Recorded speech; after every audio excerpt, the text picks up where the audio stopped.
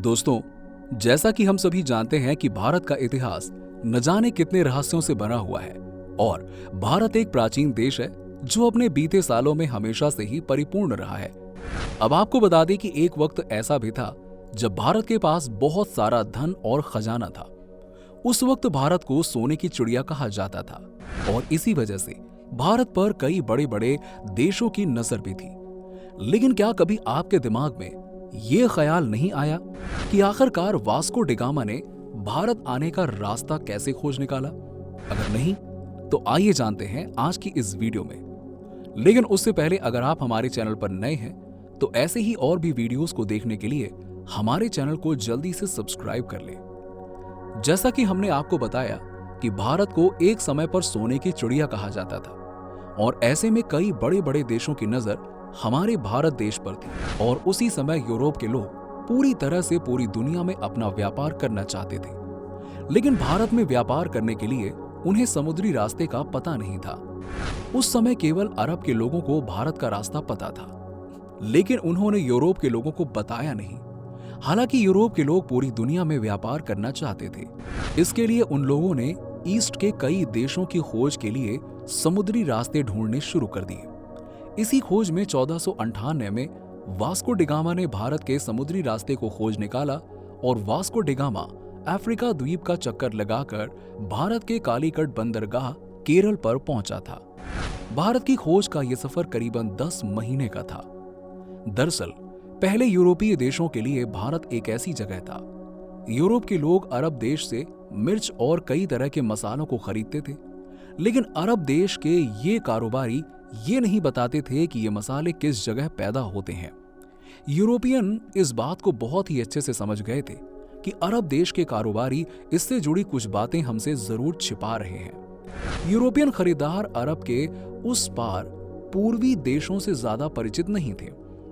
अगर बात भारत की जाए तो भारत की ओर ऐसी हिमालय की श्रृंखला है जिसे पार करना उस समय में मुश्किल ही नहीं नामुमकिन था। वहीं भारत दूसरी ओर भारत 3 ओर समुद्रों से घिरा हुआ था। ऐसे में यूरोप के लोगों के लिए भारत पहुंचने के लिए 3 रास्ते थे। पहला रास्ता एशिया पार करके चीन होते हुए वर्मा में पहुंचकर भारत में आना, जो कि बहुत लंबा रास्ता था और जोखिम भरा रास्ता हुआ करता था।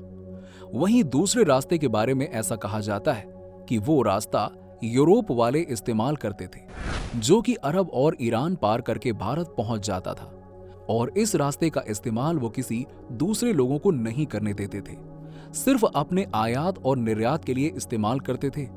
तीसरा रास्ता जिसकी खोज वास्को डिगामा ने की थी, जो कि समुद्र के रास्ते से भारत पहुंच जाता है। आपको बता दें कि पहले भारत में मसालों को काफी ज्यादा मात्रा में उगाया जाता था। इसके अलावा भारत में बहुमूल्य रत्न भी बड़ी मात्रा में उपलब्ध हैं। इन सभी वस्तुओं का विदेशों में व्यापार किया जाता है। भारत का माल व्यापारियों के लिए यूरोप के बाजारों में लाया जाता था और दक्षिण पूर्व एशिया के कई देश जैसे इंडोनेशिया, जावा, समुद्रा और मलेशिया, इन सभी द्वीपों पर भी भारत का माल ले जाया जाता था। देखा जाए तो भारत का व्यापार प्राचीन समय से यूरोप और दक्षिण पूर्व एशिया के साथ में हुआ करता था और इस तरह से अरब व्यापारी भारत से सामान खरीदकर दूसरी जगह यानी कि यूरोप में काफी महंगे दामों में बेचते थे। उन लोगों को बड़ा मुनाफा मिल जाता था और इन सभी वजह से पूरे एशिया के व्यापार पर अरब का कंट्रोल चला करता था। इसी के साथ आपको बता दें कि वास्को डिगामा ने यूरोप को पहली बार भारत तक पहुंचने का रास्ता समुद्री रास्ता बताया और इनका जन्म 1460 ईस्वी में पुर्तगाल के सीन्स शहर में एक रईस परिवार में हुआ था। उस समय अरब के लोग यूरोप में मसाला बेचा करते थे जो वो भारत से लाते थे और तो और यूरोप में इन मसालों की मांग बहुत ज्यादा होती थी। इसीलिए यूरोप के लोग भारत जाकर मसाला लाना चाहते थे, लेकिन भारत जाने के लिए जो रास्ता था वो बहुत ही ज्यादा खर्चीला हुआ करता था, क्योंकि उन्हें भारत जाने के लिए ईरान और अफगानिस्तान का रास्ता चुनना पड़ता था। उन्हें ऐसे रास्ते की जरूरत थी जो भारत बहुत कम समय में और कम पैसों में ले जाए। ऐसा रास्ता सिर्फ और सिर्फ समुद्र के जरिए ही संभव था और इस समुद्री रास्ते की खोज वास्को डिगामा ने कर दी, जिसे इतिहास में एक बहुत बड़ी खोज के तौर पर देखा जाता है। इसके साथ ही जब वास्को डिगामा ने अपने साथियों के साथ भारत की खोज के सफर पर निकले तब इनके जहाजी बेड़े में 4170 लोगों का समूह था। उन्होंने भारत की खोज अपने सबसे बड़े जहाज सैन गैब्रियल और साओ राइफल से की थी। सबसे पहले वास्को डिगामा अफ्रीका के अंतिम छोर कैप ऑफ गुड होप पर जाकर पहुंचे। उसके बाद वो अफ्रीका के ही एक राज्य में पहुंचा जहां के राजा ने उसकी मदद की और उसे एक नाविक दिया जो कि भारत का रास्ता जानता था। ऐसा कहा जाता है कि जब वास्को डिगामा 1497 में दक्षिण अफ्रीका पहुंचा तो उन्हें वहां भी कुछ भारतीय दिखाई दिए। इसके बाद उन्होंने अपनी यात्रा जारी रखी और वो हिंद महासागर तक पहुंच गए। हिंद महासागर तक पहुंचने के बाद इनका ये पड़ाव काफी ज्यादा कठिन था।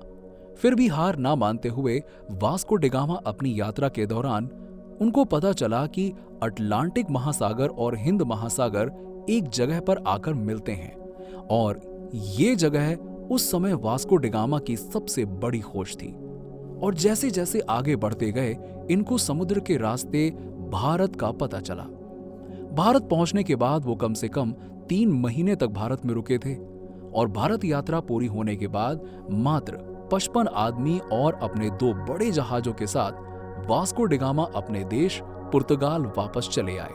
और फिर 20 साल के बाद वास्को डिगामा भारत की यात्रा पर वापस आया था। इस वास्को डिगामा ने भारत के व्यापारियों और निवासियों के साथ नौसेना से संबंधित व्यापार करना शुरू कर दिया था और इस बार की यात्रा वास्को डिगामा के लिए पहली यात्रा से काफी अच्छी और सुविधा भरी हुई थी, क्योंकि ऐसा कहा जाता है कि इस बार की यात्रा में वास्को डिगामा अपने देश के व्यापारियों के लिए एक बेहतर रियायत पाने में सफलता हासिल की थी। कहा जाता है कि 1492 ईस्वी में प्रिंस हेनरी द नेविगेटर की अगुवाई में किंग जॉन ने एक पुर्तगाली को भारत भेजने की योजना बनाई और बनाई गई इस योजना के लिए किंग जॉन ने उस समय एस्टावियो डा गामा को भारत जाने की जिम्मेदारी सौंपी थी। लेकिन अचानक से एस्टावियो डा गामा की मृत्यु हो जाने की वजह से भारत को खोजने की जिम्मेदारी वास्को डिगामा को सौंपी गई। प्रिंस हेनरी का सिर्फ और सिर्फ यही कहना था कि एशिया के लिए व्यापार करने के लिए समुद्री रास्ते को खोजा जाए। उनका मकसद सिर्फ यही था कि अरेबिक व्यापारियों को पीछे करना, क्योंकि उस समय अरब देश भारत देश से सीधे तौर पर व्यापार के सिलसिले से जुड़ा हुआ था। और जैसा कि हम सभी जानते हैं कि पहले के समय में भारत देश और यूरोपीय देश को जोड़ने का रास्ता सिर्फ और सिर्फ समुद्र ही था। इसके अलावा और कोई दूसरा रास्ता नहीं था। इसीलिए इस समुद्री रास्ते को खोजने का श्रेय सिर्फ और सिर्फ वास्को डिगामा को ही जाता है। और ये इतिहास के साथ साथ वास्को डिगामा की बहुत बड़ी खोज थी और उन्होंने इस मुश्किल भरे रास्ते को खोज निकाला। वास्को डिगामा पहले ऐसे शख्स थे जिन्होंने भारत के समुद्री रास्ते को खोजा। अगर इतिहास में झांक कर देखा जाए तो क्रिस्टोफर कोलंबस भी भारत की खोज के लिए निकले थे, लेकिन भारत की खोज करते करते वो अमेरिका जा पहुंचे और उन्होंने 1492 ईस्वी में अमेरिका की खोज की। और जब वास्को डिगामा अपनी आखिरी और तीसरी बार भारत की यात्रा के लिए निकले थे तो इस बार वो उपनिवेश बस्ती के गवर्नर के रूप में इंडिया में प्रवेश किए थे। लेकिन आपको बता दें कि भारत पहुंचने के कुछ ही दिनों बाद उनकी मौत 1524 ईस्वी में कोच्चि शहर में हो गई थी। ऐसा कहा जाता है कि वास्को डिगामा की मौत मलेरिया की वजह से हुई थी। वास्को डिगामा के मरने के बाद उनकी याद में पुर्तगाल की कई सड़कों के नाम वास्को के नाम पर रखे गए, जो आज भी उनकी यादें ताजा कर देती हैं। साथ में पुर्तगाल के लिस्बन, जहां से उन्होंने भारत की यात्रा शुरू की थी, वहां पर उनका स्मारक भी बनाया गया। तो दोस्तों, ये जानकारी आपको कैसी लगी? साथ ही साथ अगर आप कुछ कहना चाहते हैं तो नीचे में कमेंट सेक्शन में कमेंट करके जरूर बताइएगा। और इसी के साथ ही अगर आपको ये वीडियो पसंद आई हो तो इसे लाइक करें, अपने दोस्तों के साथ में शेयर करें। और हाँ, अगर आप हमारे चैनल पर नए हैं तो हमारे चैनल न्यूज पंडित को सब्सक्राइब करें और बगल में लगे बेल आइकन को भी जरूर दबा दीजिएगा, ताकि चैनल से जुड़ी हर एक आने वाली वीडियोस की नोटिफिकेशन आप तक सबसे पहले पहुंच सके।